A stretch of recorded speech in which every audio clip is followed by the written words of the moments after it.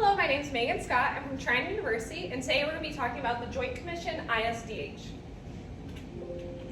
So to start, this is just the terms to know. You can refer back to this page whenever you see an abbreviation that you don't know on any of the slides.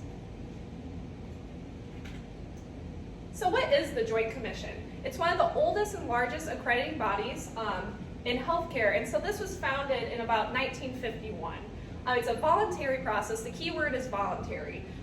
To evaluate the quality of care that healthcare is giving. So there's a 21-member board of varying varieties of occupations, such as nurses, physicians, etc. There's just a wide variety that come, and then I'll talk about the accreditation survey in the next page.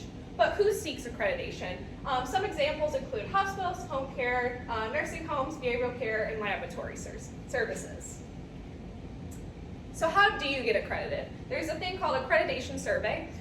This is when they visit you unannounced and they pick random medical charts, and then they follow up with the people that provided care for these people, and then they see how the quality of care is doing, how the patient's doing, what kind of things they were getting, and just evaluating and making sure that they all meet the standards of the Joint Commission.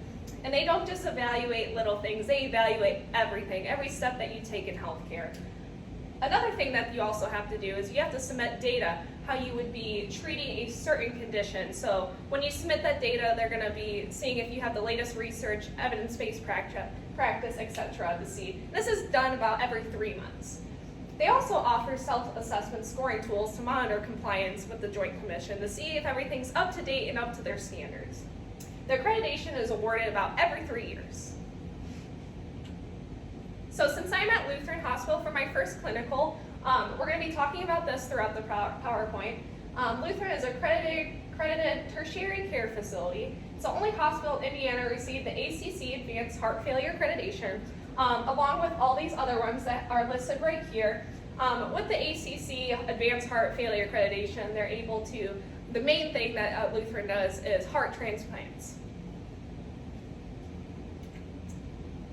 And then we also have the Indiana State Department of Health. So this is an organization, a website that you can refer to get evidence-based practice, look for hotlines, look for any resources that someone might need. And then they are used to reduce health disparities, improve financial decision-making, which I will talk about a little bit later in this presentation, and address public concerns.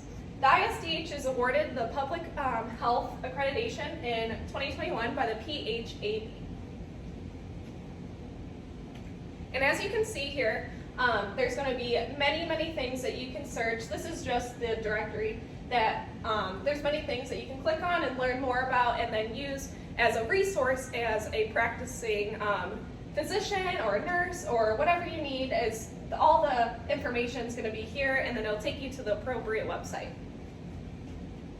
So upon looking at this website, I found that since I am at Lutheran, in Allen County, Lutheran is going to be one of 22 centers in Indiana to be accredited by the ACSCOT. So it's going to be a level 2 trauma center, and that's going to be up here in Allen County right here. So what are the macroeconomics effect on physical therapy? So accreditation provides an advantage against other companies to increase patient population and business. So it's going to technically show someone that they care more about the quality and care that a person's receiving because they want to follow the standards of the Joint Commission. So with the improvement in that quality of care, it may reduce the risk and liability costs. It may have less hospital readmissions because you're getting that better quality of care. And then with enhanced staff training, with the help from knowledge and accrediting staff, you can always learn from these people as you're following their standards, always increase your knowledge, and in the end, we want to increase the quality of care that we're giving. And along with that, they also have an opening for Medicare and Medicaid certifications, and that will help with reimbursement when you, as a physical therapist, get a job. What are the microeconomic effects on physical therapy? So the ISDH and the JCR provide evidence-based resources that a physical therapist could utilize. There's plenty of evidence-based practice, which is very important that we use in our care. So, like I said, improving patient care, providing more adequate patient assessments, offering webinars for continuing education, An employee may be more likely to pursue a job in somewhere that is accredited versus somewhere that's not. There's also something called the target solution tool. So that's going to measure an organization's performance level, and it identifies the weaknesses and the strengths, and it kind of shows you what you should be improving throughout the road. And I'll show you an example on the next slide. And then it monitors an individual's goals. So this is just an example of hand hygiene, how you can follow through the months and see what went wrong, what went well, and how you can improve the quality of care. So this is just the example of the TST. So how does the Joint Commission and the ISDH affect financial planning and decision making with policies and procedures? So accreditation, the ISDH, like I said, may reduce liability insurance costs, provide continuing education, like I said.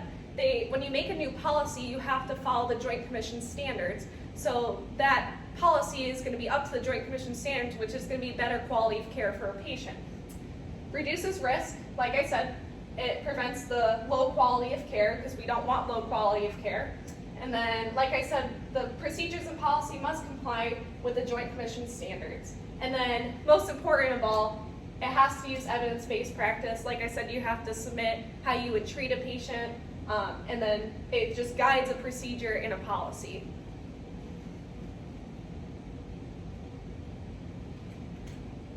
So here are my references, and that is it. Thank you.